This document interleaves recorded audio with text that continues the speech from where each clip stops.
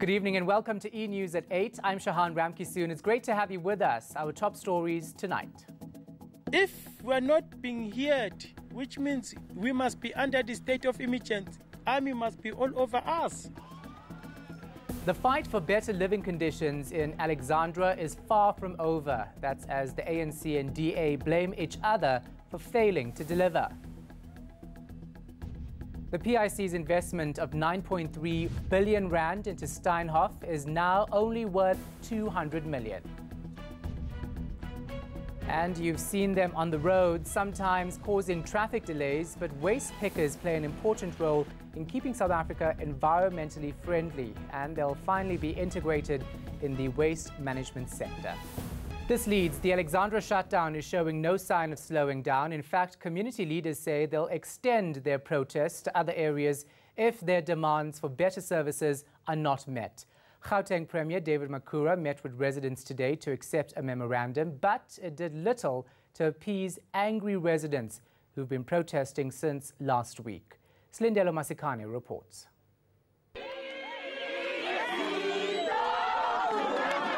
Alexandra residents aren't backing down. But the protest action is dividing the community. I'm not supporting this because, firstly, school kids are no longer going to school. If there's a shutdown, they're not going to school, and that holds them back into their education. And us, as well as parents, we need to go to work to provide for our families. Why do you support the shutdown? Because the Alexandra, the delivery was not right. One of the demands is an end to the erection of informal structures. But amid a housing crisis, that's going to be a tall order. People here are crying out for the same services they say their Sandton neighbours receive. So where does the buck stop? Are you going to take any blame at all? Well, you listened to Ms. Lindelo very well. I said that the two spheres of government, there are issues that they must deal with. And I don't want any excuses. We need the mayor of Johannesburg to just not take the people of Alexandra for granted. Meanwhile, at a press briefing, Mayor Herman Mashaba has laid the blame squarely at the ANC's door. Yesterday, I wrote to President Ramaphosa and requested confirmation by end of today that his visit to tomorrow should be an intergovernmental engagement with the community, not the planned political rally it is. For now, though, it seems the shutdown will continue and could even spread. If we're not being heard, which means we must be under the state of emergency, army must be all over us. That's it. If we are not heard, police will never deal with this capacity of all Alexandrians. Calls are also being made for other townships to join in the mass action. Slindelo Masikane, Alexandra in Johannesburg. Police are investigating a deadly attack in Johannesburg's northern suburbs. 2 armed suspects shot a man as he entered his home at a residential complex. The suspects allegedly followed him into the property. There have been suggestions the incident was a hit. Linda Kuhle-Kulu has the details. We understand from the police that this was indeed, a hit as far as they are concerned, and that this particular person was targeted. And they're saying that they're investigating a case of 2 suspects that are at large at this stage. And just behind me, the police are removing they're removing the barricade here because they are done with their investigations, we understand. But the car remains just behind me. Captain Mavela Masondo earlier on telling me that they have launched a manhunt and they're looking for 2 suspects that they believe were involved in this particular crime. The exorbitant transaction fees paid during the PIC's investment into disgraced retailer Steinhoff have raised eyebrows. The PIC inquiries heard from 2 officials who explained the origin of that deal. They testified that when the asset manager pumped over 9 billion rand into Steinhoff, it believed the investment would grow, but that stake is now only worth 200 million rand. Heidi Jacos reports. The government's employees' pension fund lost over 4 billion rand because of the investment the PIC made in Steinhoff International. Evidence has been presented about how Lancaster Group, owned by ex-unionist Jahindra Naidu, approached the asset fund manager for money to buy BE shares in Steinhoff. All was well when these stood at 98 Rand a share. But after the accounting irregularities at Steinhoff emerged, this crashed to just 2 Rand a share. The inquiry questioned the PIC about the more than 70 million Rand in transaction fees paid to advisors during the investment. It's a question for me, because this is 100 million Rand of the deal that has gone clearly to pay from the PIC to Symphony, and just under 23 million to Lancaster. And I think that I'm not asking it for the Commission's point of view, I'm asking from the PIC's point of view. Would you not have wanted a breakdown of exactly who was getting what money within that total? But as the witness admitted, it appears there was no such breakdown. Commissioner, through you, there are some transactions where you would have access to the mandate agreement between the sponsor and the advisor, which would obviously outline the scope of work and the remuneration thereof. For this particular transaction, I don't recall seeing such a breakdown. On Wednesday, explosive cross-examination of a high-profile witness who cannot be named is expected to happen. Heidi Jakos in Pretoria. President Cyril Ramaphosa had better luck on a train in Cape Town today. Perhaps that's because it's part of a brand new locally produced fleet. Ramaphosa was stuck on a train for 3 hours last month. He's now again promising a better ride for commuters. The new trains are part of PRASA's modernization program. It's set to introduce 7,000 new trains at a cost of 170 billion rand.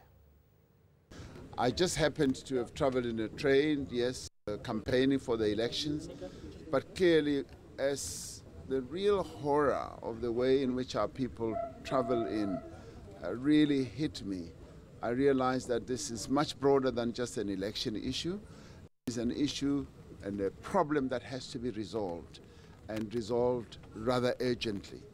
And I'm particularly pleased that we are launching this new train here in the Western Cape, where we have already, on a cooperative basis, as national government, provincial government, city government, and the state institution, PRASA, have combined our efforts to make our trains safe here in the Western Cape to solve a particular problem. In other news, almost all candidates contesting the upcoming election received the thumbs up from the IEC. The electoral body briefed the media today. All but one of the 52 objections were dismissed. The PAC's application against its own member for a recent prison sentence was upheld. It now comes down to those judged to be eligible in spite of the allegations against them and how they resonate with the voters.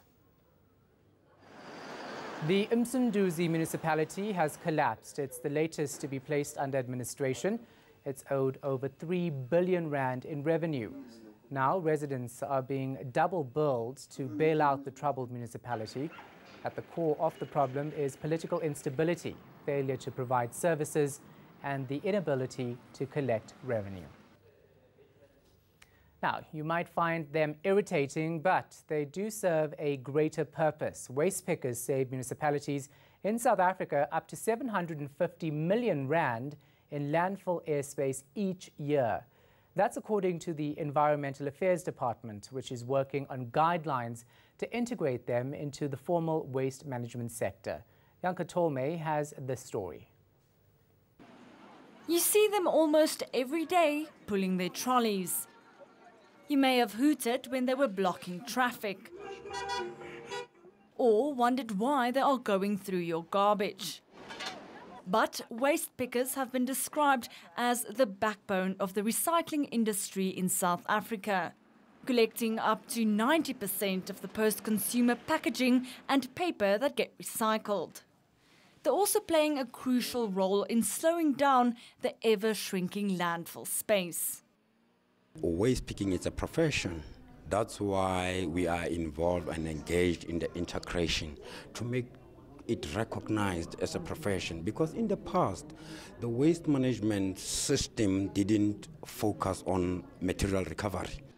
By giving them official status, waste pickers could get more access to opportunities and increased resources. And government is also hoping to address health and safety issues faced by these workers every day.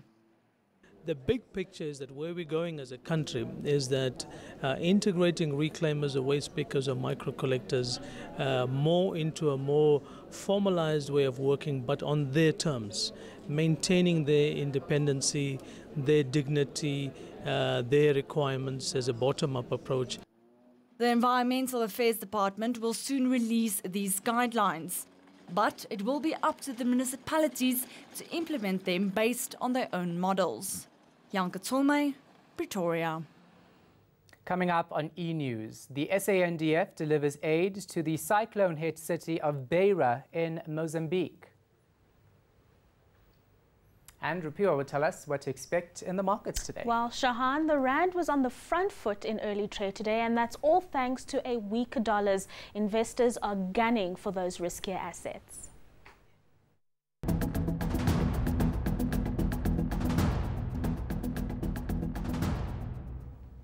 Welcome back. Thanks for staying with us. Rupiwa is here with your business update, and the IMF has cut our growth forecast. Why? I'm not happy about that. We shouldn't be happy about that at all. I mean, in October, they had indicated that our growth for 2019 would be 1.4%. They've since revised that down to about 1.2% for 2019. And the biggest reason that they cite in this particular review is the policy uncertainty. A big part of that is Eskom.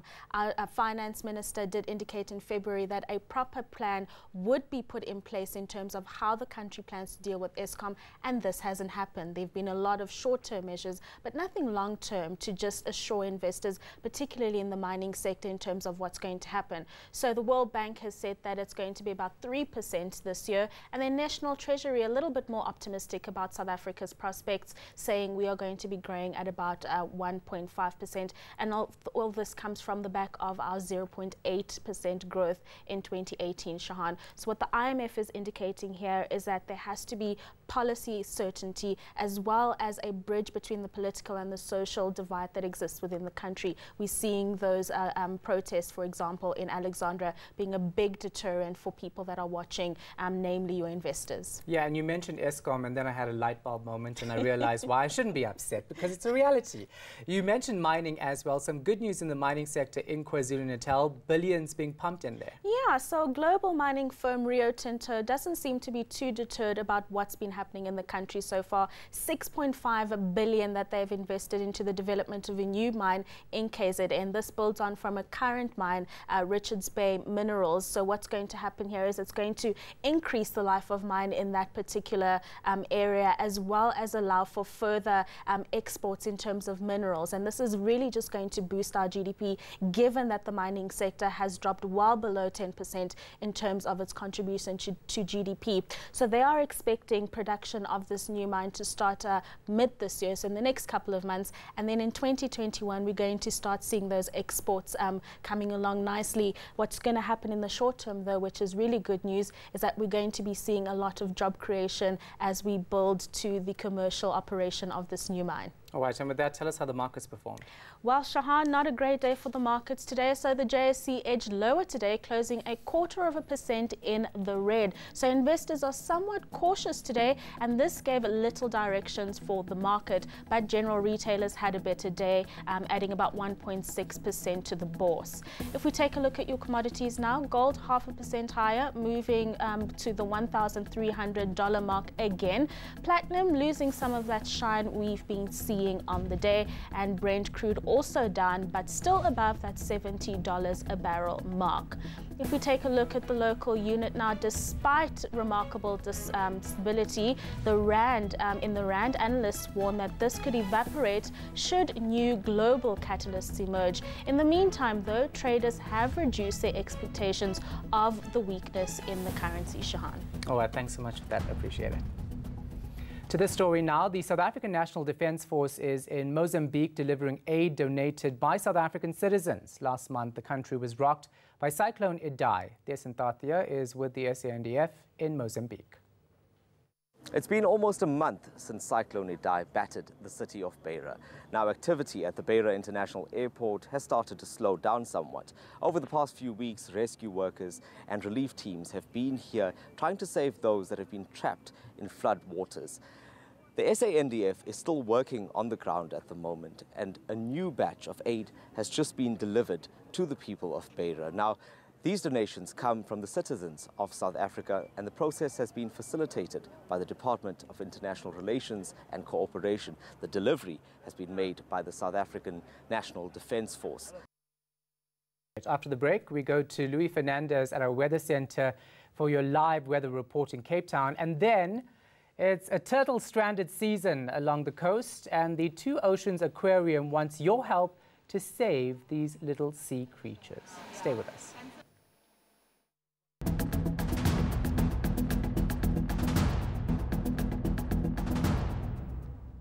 Welcome back. Louis is standing by with your weather forecast. Louis, it's still cold in Johannesburg. How's it looking in the rest of the country? Well, Shahan, we're looking at mixed weather over the next couple of days. And today we also saw quite dramatic weather conditions along the east coast of South Africa. There were a few thundershowers just off the coastline of Kwazulu-Natal. And one of these storms produced a water spout that was visible from Umhlanga. Water spouts are fairly common over many parts of the world, far more common than their land-based counterparts, being tornadoes. But fortunately, these are fairly weak phenomena and also very seldomly cause damage because they are off the coastline. Let's take a look at what your Wednesday brings to your parts of South Africa. And we're going to see an influx of moisture over the eastern parts, allowing for a cloudy start to the day with drizzle and fog for some areas, especially along the escarpment. And that moisture that pushes onto the high veld will also bring with it a few thunderstorms into the afternoon, extending across the central interior as well as towards the eastern high ground. Foggy weather also likely along the west coast, especially in the morning and evening hours. And we can see that that fog will be keeping things cooler for Alexander Bay with a high of only 20, and thunder showers likely as you head further eastwards in the Northern Cape. It's going to be a mild day along the Western Cape coastline, quite a bit warmer along the south coast than it has been, 26 for Mossel Bay, but for the interior of the province, it's going to become hot with temperatures in the 30s. A few thunderstorms possible for some areas in the Eastern Cape. And as we head into KwaZulu-Natal, this is where we see a fair chance of precipitation, thunderstorms for the interior, as well as showers towards the coastline, especially in the morning. In Mpumalanga, we'll also see a few thunderstorms, mainly in the afternoon, but the morning will start off cloudy with drizzle and fog in places. And then for Limpopo, a few drops of rain over this province and a few thunder showers later on as well. In the northwest, there's a 60% chance of thunderstorms. Some of those thunder showers could potentially become severe, and we'll see similar conditions into the Free State, where it stays cool for Bethlehem at 21 degrees. And finally, for Gauteng, there's also a 60% chance of thunder showers in the area, keeping things cooler, and there could even be some rain around in the morning. Let's take a quick look ahead to what you can expect for Thursday. Thunder showers in the northern parts of the country, but warm and dry in the south. And then drier air reaches all of the Northern Cape on Friday, and it's going to be a lovely afternoon across the country's coastline. That's all from the Weather Centre. Shahan, it's back to you. All right, thanks for that, Louis. Appreciate it. Now, there's been an influx of stranded turtle hatchlings on beaches around the Western Cape. Authorities are warning against putting them back into the sea. Instead, the public is being urged to take them to the Two Oceans Aquarium. Tanya Neft reports. This little loggerhead turtle is one of many washed-up hatchlings that faced a daunting future. That is until concerned beachgoers heeded the Two Oceans Aquarium's call for them to be brought to the facility for rehabilitation. The appeal comes amid the so-called turtle stranded season and forms part of the aquarium's rescue, rehab and release program. Every year we have large loggerhead and leatherback turtles that lay their eggs on our coastline, and at the beginning of the year those turtles hatch and they make their way to the sea. They get caught in our warm Agulhas current down the coastline, and then they find themselves in our coastal waters, which are much too cold for them. And so due to injury and cold shock and dehydration, they wash up on the beaches. And if these little turtles aren't rescued at this point, then they'll unfortunately die. A bale of just over 30 hatchlings collected along the coastline have so far been handed in. Most of them are unfortunately under strict quarantine with no public access allowed. And if all goes according to plan, they too can live up to the expected age of 80 years and older. The little ones in quarantine should grow into healthy turtles, just like this little one who seems to be recovering well. But that can only happen if you bring them to the aquarium to be cared for. Tanya Neft, Cape Town. From me, Shahan Ramkisoon and the rest of the team, good night.